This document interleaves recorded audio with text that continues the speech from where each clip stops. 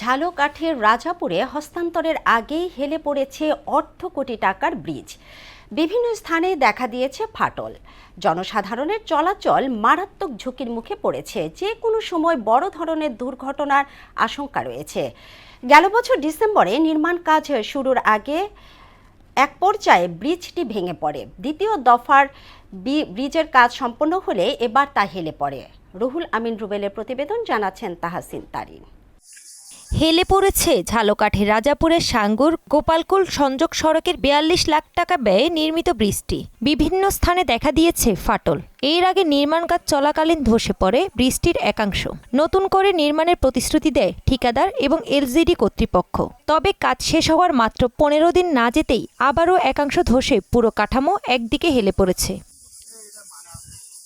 স্থানীয়রা জানায়, নিম্নমানের নির্মাণ সামগ্রী ব্যবহার এবং তদারকির অবহেলায় ঢালাইয়ের সময় ব্রিজের একাংশ ধসে যায়। এতে জনসাধারণের চলাচল মারাত্মক ঝুঁকির মুখে পড়েছে। যে কোনো সময় বড় ধরনের দুর্ঘটনার আশঙ্কায় তারা। ব্রিজটা ১৫ দিন হয়েছে, উদ্বোধন হয় না। এর ভিতর ভাঙ্গি গেছে, ডাব্বি গেছে, কোনো সময় ভাঙ্গি পড়তে আমরা কোনো রকম করতে চাইবেন। এখান থেকে আসলে তো তেমন কিছু লোড চলে না। এখানে স্বাভাবিক রিক্সা, অটো রিক্সা। এই ব্রিজটা কি দিয়ে করছে না করছে তো আমরা জানি না, হেরাই পড়বে, কন্ট্রাক্টররা বলবে।